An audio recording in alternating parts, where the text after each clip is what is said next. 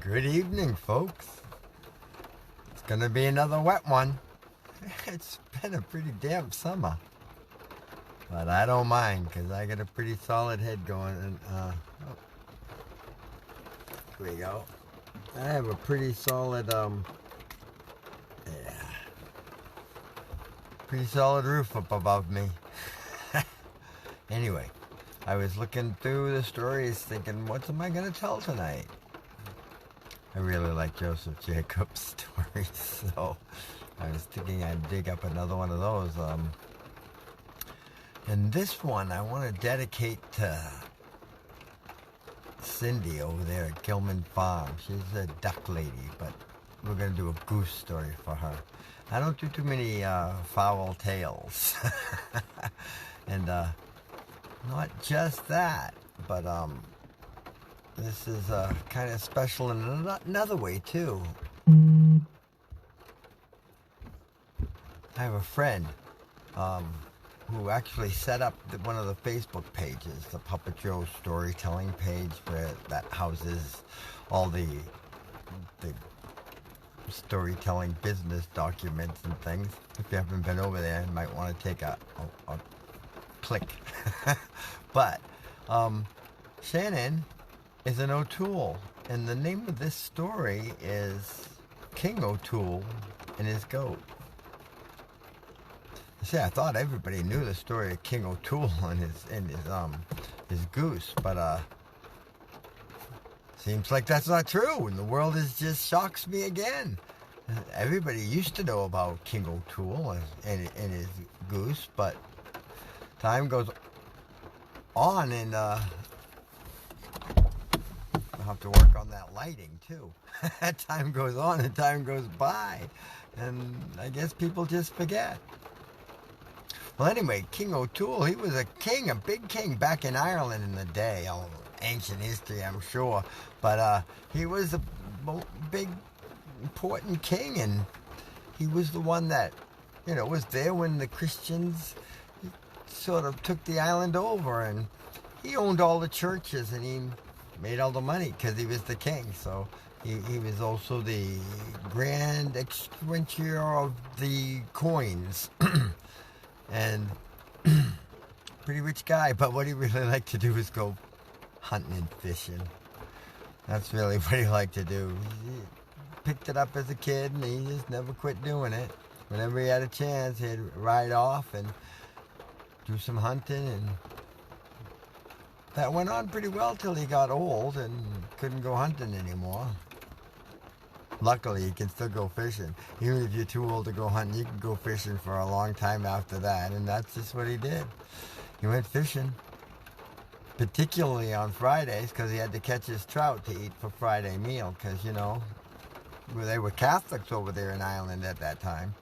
And King O'Toole, he loved his trout supper for Friday dinner. Well, that worked out too well until he got too lame to even fish. And then what was he to do? He wasn't having much fun at all. He decided have to end his life or something.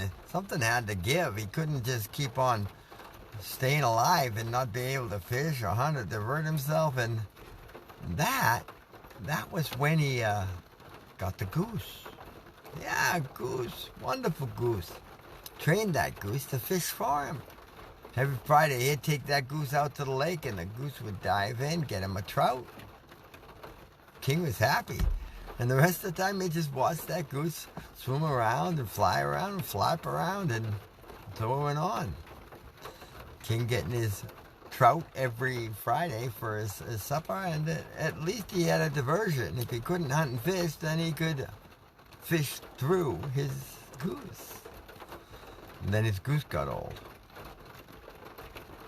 And his goose couldn't walk any better than he could.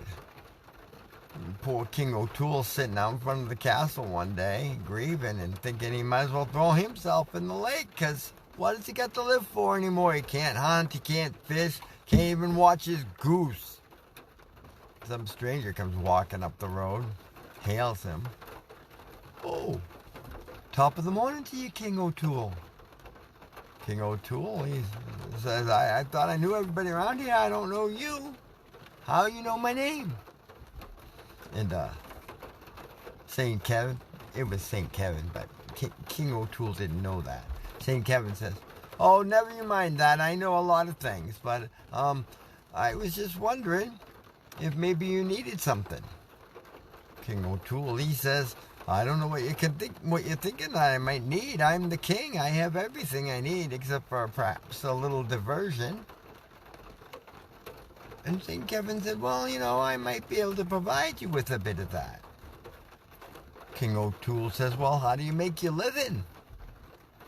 And St. Kevin says, well, I make old things new. King O'Toole says, well, does that make you a tinker? St. Kevin says, no, I got a better trade than tinker, but what do you say if I fix your goose? King O'Toole says, what do you mean, fix my goose? Well, what if I make that old goose of yours as young as new? King O'Toole says, well, I'd say you are the most amazing man in 7 parishes. And St. Kevin said, I think you'd need to say more than that. King O'Toole says, what do you want me to say about it then? St. Kevin said, I want you to tell me what you'll give me for it. King O'Toole says, I'll give you whatever you want if you can make my goose young again. And St. Kevin says, oh, I like doing business with you. I tell you what then. I'll make your goose as young as you want. But in return, what you're going to give me is all the land that he flies over the first time he takes flight. And King O'Toole says, I'll give you that gladly. Will you, says St. Kevin. Will you really? Will you promise that? And King O'Toole said, I already said I would do it, but if you need me to promise, let's pinky swear. So they pinky sweared. And then St. Kevin, he calls for the goose, and the goose marches right up. King O'Toole thought that was quite interesting. And when St. Kevin finishes talking to the goose, why, the goose perks right up. And St. Kevin, he picks him up and he tosses him in the air, and that goose, he just flaps right around. Flaps around the entire kingdom. King O'Toole said, well, that was pretty amazing. And St. Kevin says, well, you better say more than that. King O'Toole says, well, what more do you want me to say? And St. Kevin says, well, say you're going to keep your promise. King O'Toole says, well, I already said I'd keep my promise. I pinky sweared. St. Kevin says, well, that's pretty good. And since you did that, I'm going to help you out. And if you hadn't done that, I would have sent that goose right back down to the devil, and you too. For I am St. Kevin. Oh, well, wasn't King O'Toole surprised to hear that? Me? Imagine that. I've been standing here talking to St. Kevin all this time. And talking to him like he was just a common man. St. Kevin said, yes, that certainly is. I'm not a common man. I'm one of the greatest saints in the world. King O'Toole says that. I believe that. In heaven too? Oh, sure, says St. Kevin. In heaven, certainly. But, since we did all this and you've given me all your land, I think I can take care of you for the rest of your life. Your goose will give you your trout, and I'll make sure you do okay. So, that's just what happened. King O'Toole had trout for supper every Friday. From then on, the goose would fly out there and catch him a trout. And then it'd divert him and entertain him for the rest of the week. King O'Toole lived and died a happy man. The old goose didn't last too much longer than that, though. The next Friday, when he went out to catch a trout, he caught a horse eel instead. And, actually, the horse eel caught the goose and killed it instead of the goose catching the trout and killing it. But that was the end of the goose.